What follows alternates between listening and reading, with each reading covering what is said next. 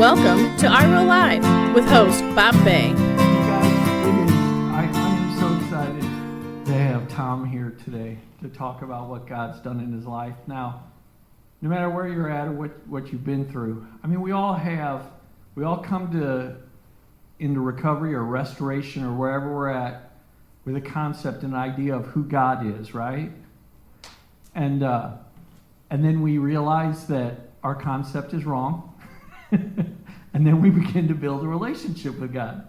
And not saying that it's wrong in a bad way. Usually we have this bad idea of who God is, and then we learn that he loves us, and he wants good for us, and he wants to help us along the way. And so I really have no idea what all Tom's going to talk about tonight, but I'm looking forward to it. And as many of you guys know, several of you know, Tom is my twin brother. I'm hoping he tells some stories that intertwine, but only the ones that make me look good. Don't tell any stories that make me look bad. All right, let's welcome Tom up.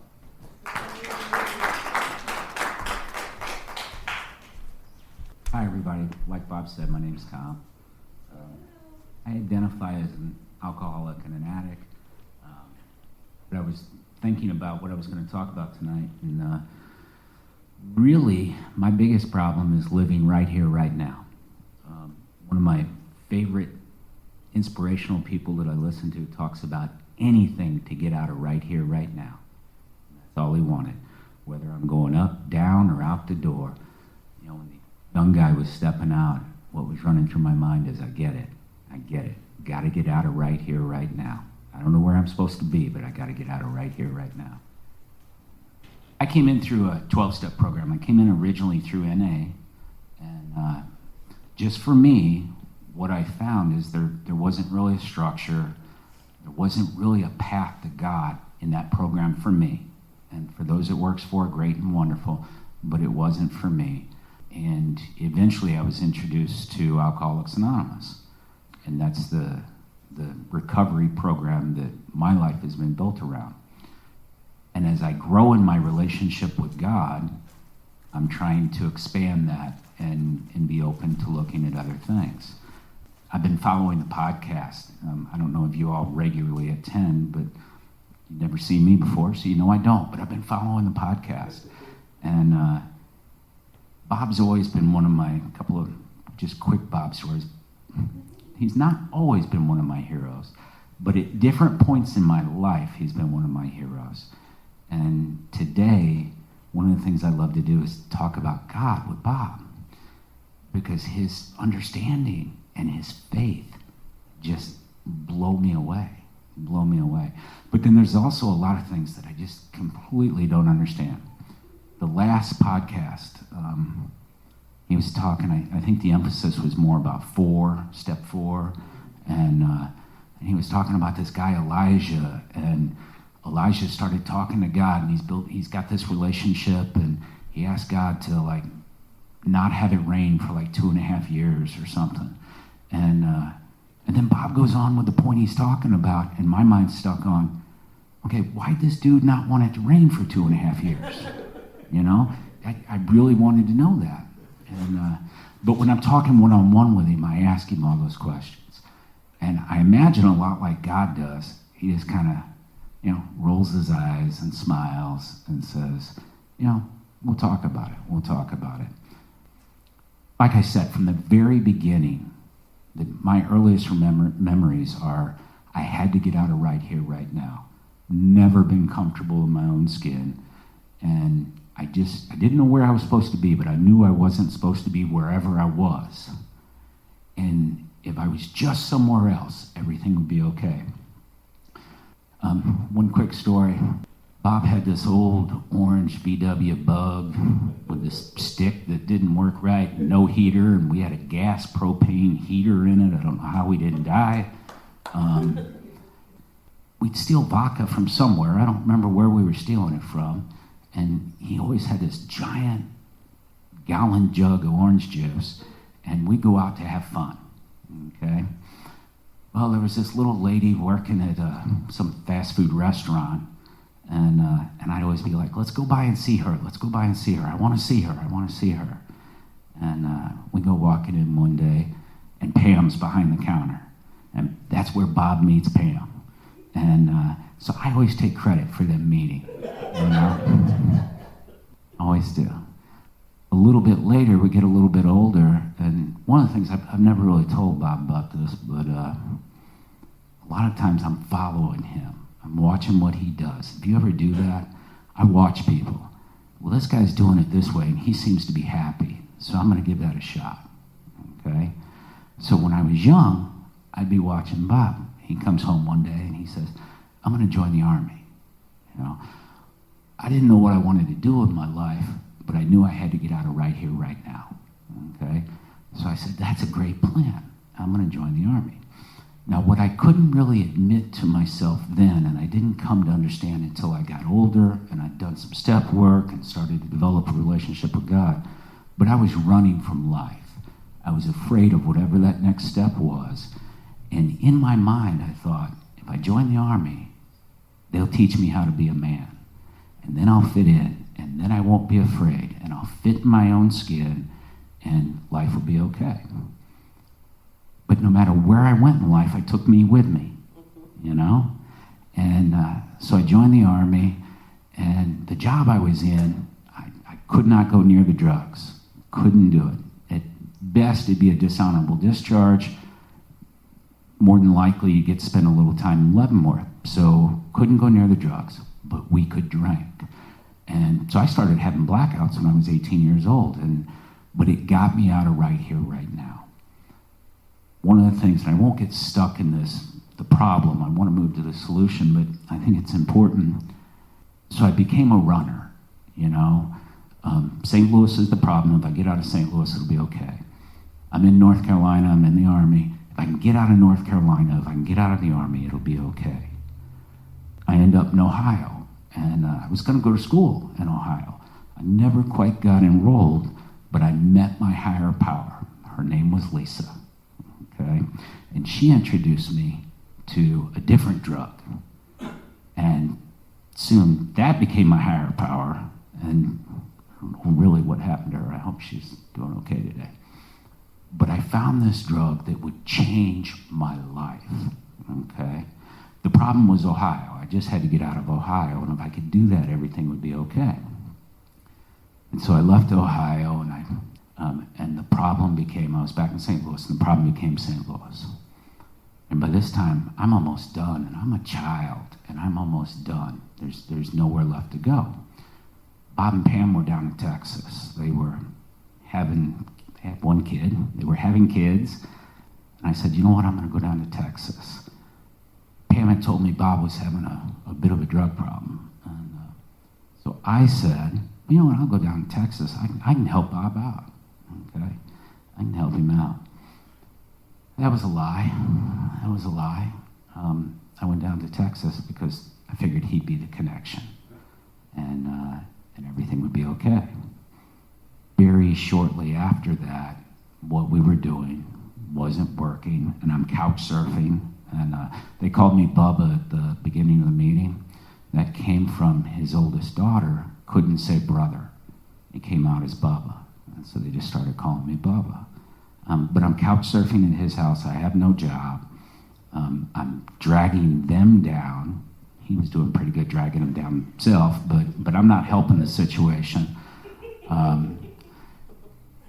And I really, truthfully tried to make this deal with the devil. Never really had a big faith in God, didn't have any kind of faith or understanding with the devil, but I tried to make this deal with the devil.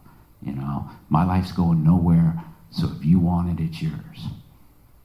2 days later, I was in rehab. Okay. That was God working in my life. I ended up in this hotel out in the middle of nowhere, Texas. Didn't know where I was. I had 2 quarters in my pocket. That's what I had to my name. And they're going to carry me out of this hotel in a body bag. A thought came to me out of nowhere. And it was God. And said, before you do that, why don't you call one of these hospital treatment center places and see if they can help? The thought of going to any kind of rehab or treatment had never occurred to me before. that thought came out of nowhere, and I know that was God. And I went down to this, there was a payphone out there, and it actually had the phone there. The phone was still connected, and there was a phone book in there. And in this part of town, there wasn't supposed to be either one of those working. That was God. And so I call this place, and I get an answering machine. I got 1 quarter left, and I say, okay, this is it. I'm going to try one more place. If this doesn't work, I'm going back up to the room, and they're going to carry me out of here, and it's done. And they answered the phone, and they offered to come get me. I wasn't that bad, so I made an appointment for the next day. I'm going to have them carry me out of this room, but I'm not that bad, you know? And so I end up in rehab. So in addition to introducing Bob to Pam, I invited him to come to this neat meeting thing with me, okay? So I introduced him to a 12-step program. Now somehow he's made this work a whole lot better than I have, okay? And it might have to do with his relationship with God. You know, I'm still sitting back kind of evaluating, but it might have to do with that. It's a bummer to introduce a guy to a 12-step program, and he's got, 6, 7 years on me? And he said it doesn't matter. It matters to me. It matters. We get into this program together, and he starts, working on this relationship with God, and I met a woman, okay? And so he goes off working on his relationship with God and working on his, and I know there's a lot of story there, but he's trying to do these right things, and I met a woman. And she kept having babies and breakdowns. I found out in the 4th and 5th step that I played a part in both of those, okay? I didn't know it until 4 or 5. I thought it was her, but I played a part in both of those. So she's having babies and breakdowns, and we decided, we were in Arizona by that point because it was going to be different, and I decided, I can't do this anymore. I can't do it anymore. I'm going to go back to St. Louis. I'm going to have family around. Bob and Pam were back here by then, and I'm going to have family around. I'm going to get sober. I'm going to get clean. I'm going to change my life.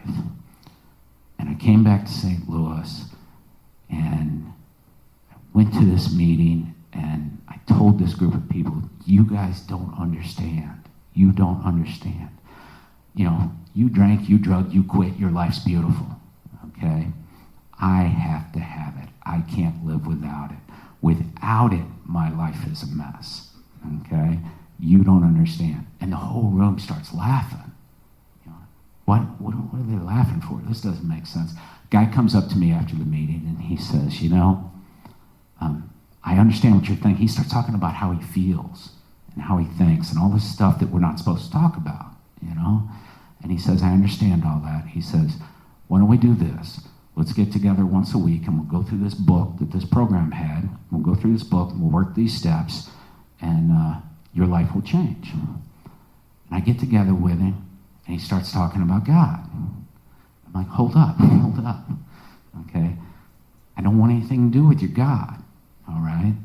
I know I can't do this stuff, but I don't want anything to do with your God. I got problems. I got money problems. I got girl problems. I got children problems. I got no job problems. I got a home problem, okay? I got a problem living in my own skin. Your God is not the answer to this. The guy told me something that changed my life. He said, Tom, you don't have to believe it. You don't have to believe it. You don't have to agree with it, and you don't have to think it'll work for you. But you do have to do it. What? What do I have to do? He says, in the morning, you get up. I want you to roll out of bed, hit your knees, and I want you to ask God to help keep you sober that day. Anything else you want to talk about, ask about, whatever, that's up to you. But I want you to ask God to help keep you sober that day. And remember, you don't have to believe it. You don't have to agree with it. And you don't have to think it'll work for you. But I want you to do it. At the end of the day, I want you to do the same thing. God, thanks for keeping me sober. And that's how my relationship started with God. Bob talked about, I can't remember how you said it, but it was something about, we all come to God in different ways, and God he doesn't make this path impossible. So it's really important for me when I'm talking to people and working with people, it's important for me to tell them, God's God, all right? He'll get to you. You just start wherever you are. Start wherever you are, and God will get to you.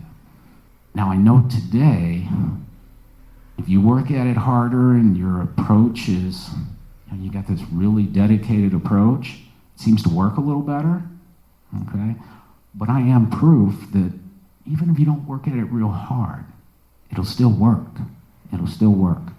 So that's how my relationship started with God.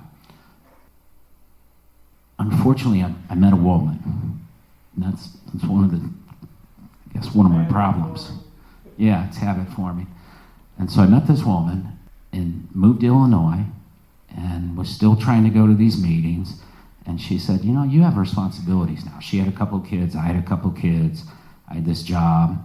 And she said, you got responsibilities. You don't have time for all this. You need to concentrate on your responsibilities. And I knew that if I just had enough money, okay, if I just had the right car, the right home, the right clothes, if I did all these things, I'd be good enough, okay? If she thought this of me, whatever that was, I'd be good enough. I'd be okay. And I started to visit God occasionally. I'd stop in and see how the guys were doing, and I'd start to visit. And that prayer that I was saying every morning, and my prayers had developed from there. But those prayers kind of started dropping off. They started dropping off. They started dropping off. And eventually I started managing my own life again. So one day I come home and she says, I think I'm done with this. I think I'm done. This was, she didn't even say it was a nice run. She was just done. So that home and that relationship and that went away. And I'm stone cold sober. I'm 15 years sober, okay? And that's done. About 2 months later, I'm at work, and we just done some big merger, and the new boss comes to me and says, you know what, thanks for your company, but we're done with you. We don't need you anymore. So that big job that I thought was everything was done. 15 years sober, unemployed, living in a really nice apartment, and sarcastically said, and single again. And I said, God, it's not supposed to work like this. It's not supposed to work like this. My life is supposed to be a dream right now. Okay, it's supposed to be a dream. So I did the only thing I knew how to do at that point. I ran back to those people who were working steps and trying to have a relationship with God. I knew I couldn't pick up. If I picked up, it was done. Okay, so I ran back to those people and I threw myself into it in a way like I never had before. And they taught me some things about why I did what I did. And these are really important to me. Bob talked about the soul. And that was really great. I'd never heard it put like that. I didn't know what a soul was. But he started talking about that. And I had learned it is my ideas, my emotions, my attitude about life. Okay. What I learned is what I have to have is a personality change sufficient to bring about recovery. Okay? And what is my personality? It's my ideas, my emotions, my attitude about life. Used a couple of different words, but it was my soul. And so I have to change that. I have to change what's going on inside of me. And then they tell me, you can't change that. You're powerless. You can't do it. You're not going to be able to change it. And if you don't change it, you're going to pick up again. Okay? The only way to change that, you've got to have a relationship with God. And God will change the way you think, the way you feel, and your attitude about life. That will then change the actions you take. You'll take better actions. You'll get better results. All of a sudden, you're not going to need to drink or drug. You're not going to need her. The money, the job's not going to matter. You're going to have a different attitude about life. All you have to do is build that relationship with God, do these steps, learn this stuff, and it's going to be better. Okay? A couple other things. This isn't as much about my relationship with God, but it's why I'm powerless and have to have God. So they taught me we do a lot in threes, and it's amazing. You were talking about the triune, and I'm thinking, man, everything is in threes. Everything's in threes. So they taught me and showed me through my own life, willpower is not going to do it. I am not going to live a successful life on willpower. I'm not going to stay clean and sober on willpower. I'm not going to be happy. I'm not going to be comfortable in my own skin, all that kind of stuff. I have a lifetime of experience to show me that. My own willpower is not going to get me there. They taught me that self-knowledge is not sufficient. I know now, by this point, I know some of this stuff. I've got a bit of a relationship with God. I've seen God working in my life at times. I know that, but self-knowledge alone is not going to do it. And they taught me fear is not going to do it. And I'd always thought, well, fear will keep me sober. Fear will keep me clean. Fear is not going to do it. You know, eventually, that fear is not going to be great enough to get out of right here, right now. And I'm sure a lot of you can understand that. What we're willing to risk and what we're willing to do becomes greater and greater and greater. The price becomes higher. So they taught me those three things. They also taught me the way my brain works and why I go back to it. So I've got this great obsession that someday, somehow, I'm going to be able to use like other people. I laughed in one of the podcasts Bob was talking about. You know, I know there are social smokers out there. I know there are social, drinkers, social drug users. I don't know any of them, but I know they're out there. Okay? My brain says someday, somehow, I've been sober for 8.5 minutes. Certainly, I can have a drink. I haven't done this in years. Certainly, I can smoke. Hell, it's legal now. Why can't I smoke? I know why I can't. Because I can't hold a job when I do. I can't get off the couch, and soon I don't have a couch. Okay? But I've got that great obsession. The other thing they taught me is we call it the alcoholic memory. I don't remember the bad times. I don't remember losing the jobs. I don't remember not having homes. I don't remember all these women I was chasing around being done with me. I remember when I was 15 and it worked. That's what goes through my mind. I remember when it worked. And that's a problem because when life shows up, life's going to show up. When life shows up and my brain says, well, this worked, I'll be out and doing it again. And then the other thing, the last one's the deliberate manufactured misery. If this is as good as sobriety gets, I might as well drink. And that always took me back out the door. It always took me back out. Because life would show up, something would go wrong. I'd do something silly, I would do something, and then I pick up, he may not intend for me to do this, but I pick up the things that he says that are really neat to me, and I hang on to those. So one of the things he talks about is walking in the consequences of my actions. Today, I don't have a punishing God. I would have told you then that God was punishing me or didn't like me or all this kind of stuff. Today, I'll tell you, no, I don't believe that at all. Unfortunately, I believe God does let me walk in the consequences of my actions. And I wish that weren't the case. And we've talked about it before. I've explained to God that doesn't really work for me. And if you want to make God laugh, tell him your plans. But today I know I have to walk in the consequences of my actions. Then something go wrong, and I go back to what always worked and what I always knew. So the point being, though, is knowing all of that isn't going to help, but I have to know that, though. It's not going to keep me there, keep me sober, but I have to know it.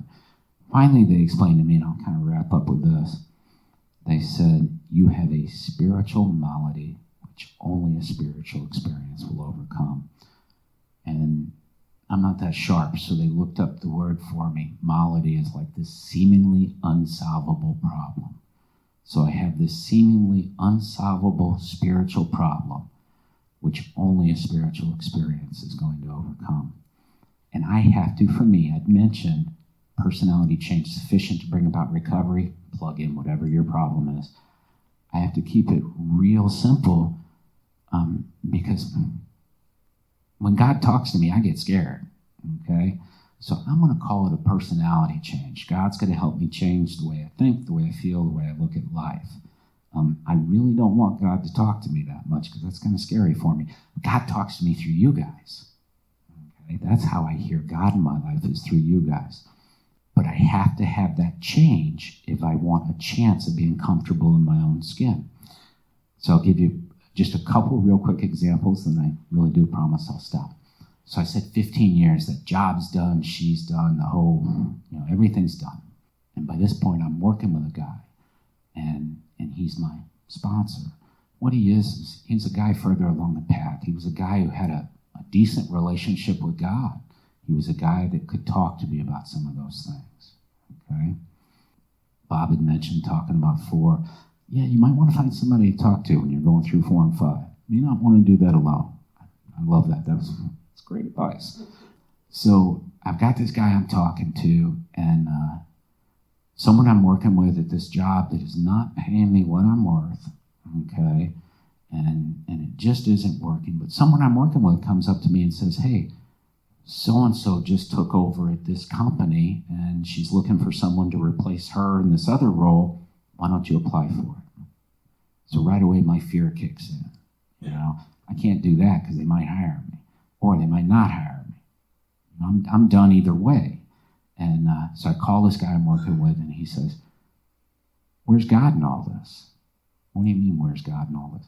Have you talked to God about it? What'd God say to you? Well, no, I haven't talked to God about it. I'm talking to you. He says, well, why don't you pray about it? And then when you're done praying about it, call this guy Jim. Call Jimmy. He knows about jobs. He knows about that stuff. I don't know anything about that, so call Jimmy. So I say this prayer. I call Jimmy. Jimmy was deep. Jimmy said, apply for the job. What do you got to lose? If God wants you there, you'll be there. If he doesn't, you won't. It's pretty simple. So I applied for the job. I went in, I interviewed. I got a second interview. I went in and interviewed with her. I interviewed with a couple of people on the board of directors. This was my dream job. She sends me an email. Thanks for your time, da-da-da. It was really nice to meet you. Have a nice life. And I call this guy up. I'm complaining and whining, and, I thought God wanted me to have great things. He says, just send her a thank you for her time and get back to what you're doing. When God's ready for whatever, he'll be ready. 3 months later, I got a call from her. She said, didn't work out. They'd hired somebody internally. She said, it didn't work out. Are you still interested? I said, yeah, as a matter of fact, I am. They hired me. I didn't have to re-interview, didn't have to do anything. I don't know why God had that delay going on, but only God. I never seen that. You don't not get a job and then have them call you back and get the job. That had to be God in my life. Then I start working for this company, and all of a sudden I'm having to learn humility, and I'm having to be a nice person and do all these things I'd never really had to do in any other jobs, because that was the environment and that's what they wanted. And so I'm having to change. I'm having to learn to be a better person. And that was scary. So then a little while goes on, et cetera, and I call this guy up, and I'm living in this horrible apartment, and I'm like, I don't want to be here. Novel advice. He says, well, why don't you look for a different place? Okay. And I look around, I have a guy help me. Bob helped me a little bit, and I found a different place. So today, here's the point. Everything I put in front of my relationship with God, I will lose. I will burn it to the ground. A friend of mine, we talk about stone cold sober. I can burn this thing to the ground on my own. Okay? When I have God in my life, these miracles seem to happen. Now, it's taken 10 years for it to happen. All right? It wasn't overnight. But the miracles seem to happen. And today I have peace of mind. I have a relationship with God that I'm growing in. Okay? Usually I'm comfortable in my own skin. And that's amazing, because that's all I ever wanted, was to be comfortable in my own skin. And I have God in my life who just smiles at me and says, Tom, just keep trying, man. Just keep trying. It will get better. Just keep trying. And it's pretty good today. And hopefully I'll keep learning more about God. And if I ever find out why this Elijah guy didn't want it to rain for 2.5 years, that'd be great. Thank you all for your time.